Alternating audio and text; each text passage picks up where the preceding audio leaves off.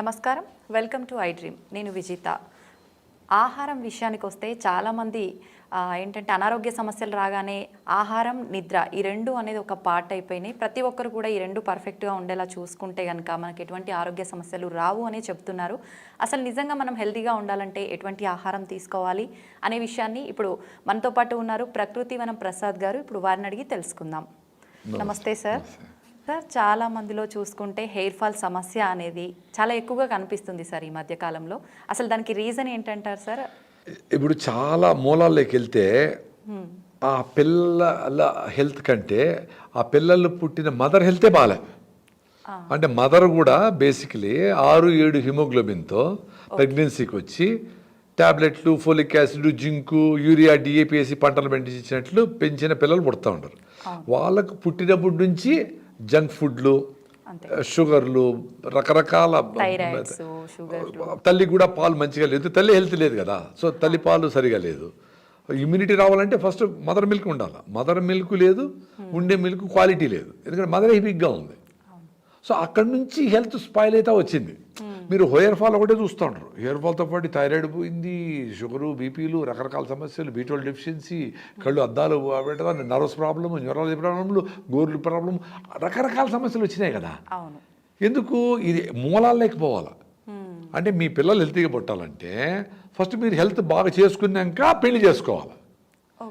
మళ్ళీ మీ హిమోగ్లోబిన్ 12 ఉండి మీరు మంచి హెల్తీగా ఉండేటప్పుడు మంచి ఆహారము, జీవన విధానాలు, వాకింగు, యోగా, ప్రాణాయామ, ఎండకపోవడము, నూనెలు మార్చుకోవడము, రీఫైండ్ ఆయిల్, చక్కెర, మైదా, నాన్ వెజిటేరియన్, కోడిగుడ్లు, బ్రాయిలర్ కోళ్ళు ఇవన్నీ ఆపేసి సీజనల్ ఫ్రూట్స్ ఇవన్నీ తిని ఆరోగ్యం ఇంప్రూవ్ చేసుకున్నాక మళ్ళీ పెళ్లి చేసుకొని మళ్ళీ పిల్లల కంటే వాళ్ళు హెల్తీగా ఉంటారు డెఫినెట్గా.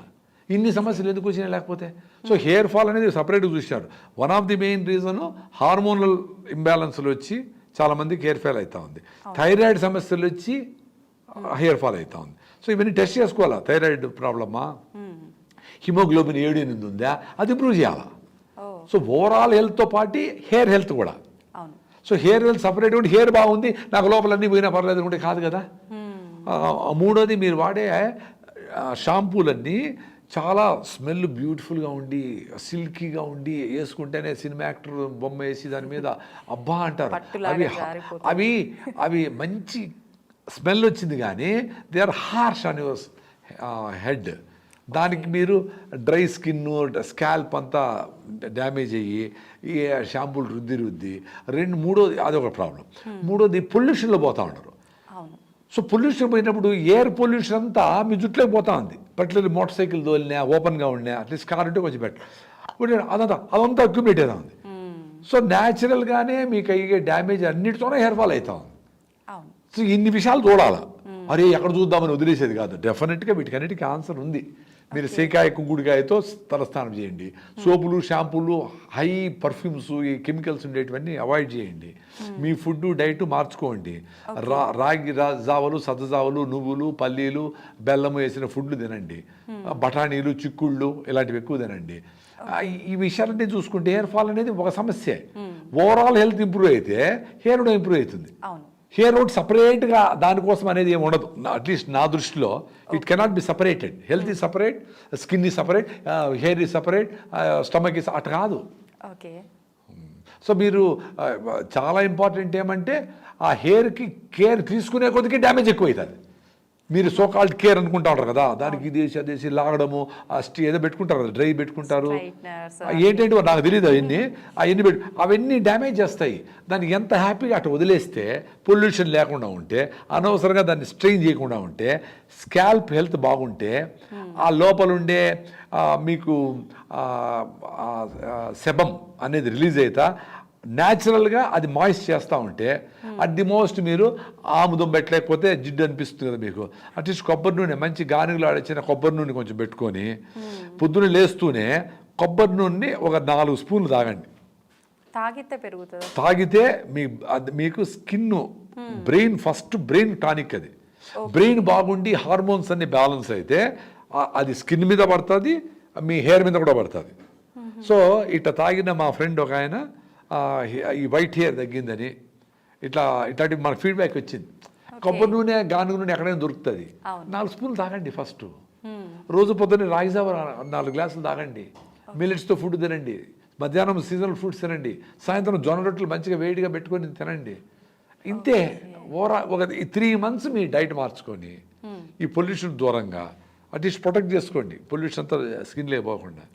ఇవి చేసుకుంటే డెఫినెట్గా మీకు ఇంప్రూవ్ అవుతుంది. అయితే హీమోగ్లోబిన్ పాత్ర అనేది ఎంత ఉంది అని చెప్తున్నారు కదా సార్. ముఖ్యంగా చూసుకుంటే లేడీస్లో హీమోగ్లోబిన్ అనేది చాలా తక్కువగా ఉంటుంది. హై చేసుకోవడం కోసం ఎటువంటి ఫుడ్ ప్రత్యేకించి తీసుకోవాలి? అదే మీరు పొద్దున్నే మీరు కరివేపాకు, పచ్చి కరివేపాకు 8-10 తినాలా. ఓకే. హయ్యెస్ట్ ఐరన్ మీకు ఇంప్రూవ్ చేసే సజ్జలు, బాజ్రా సజ్జలు. సో సజ్జలు మనకి వినాయక చవితికి కుడుములు చేస్తాం.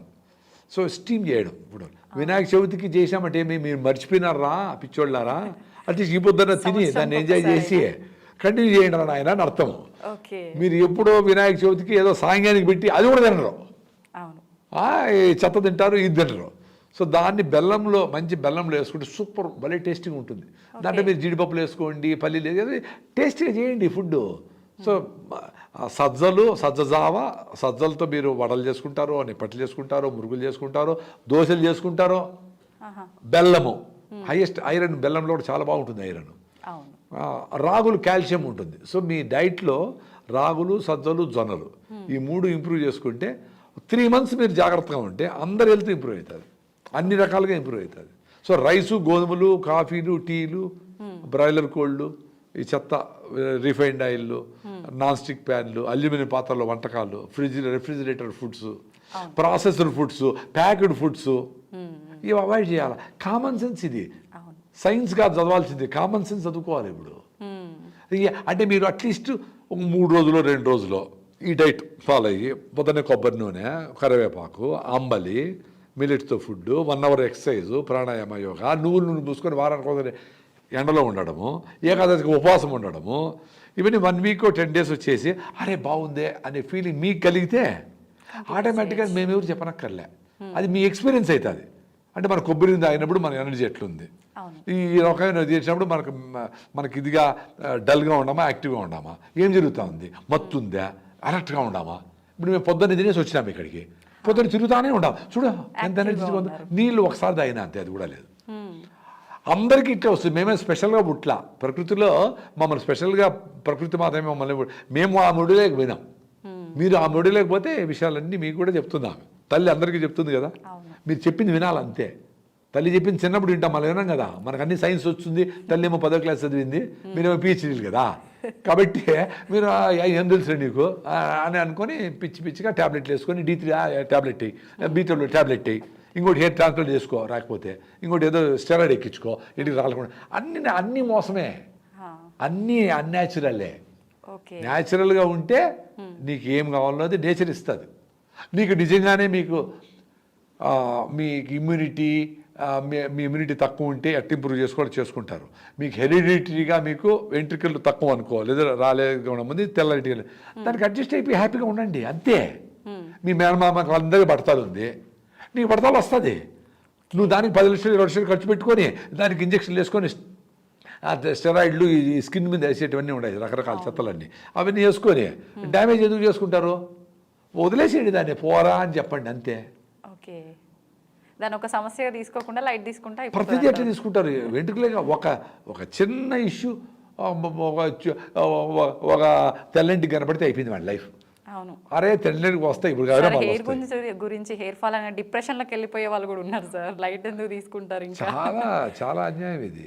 అసలు మనం ఏది పట్టించుకోవాలనో దాని నుంచి పట్టించుకోవడం లేదు. అవును, హెల్తీగా ఉన్నామా, మెట్లెక్కగలుగుతాడా, ఆయాసం లేకుండా ఉందా, లేస్తాను ఎనర్జెటిక్గా ఉన్నామా, నిద్ర లేస్తా, పని చేయాలని ఉందా, పని మీద ఇంట్రెస్ట్ ఉందా, సాయంత్రం అయితే నిద్ర వస్తూ ఉందా, సాయంత్రం అయితేనే అట్లా అటు పోయేసి డార్క్ రూమ్లో పడుకుంటే నిద్రపోతా ఉన్నామా, ఇవి కదా చూసుకోవాలా.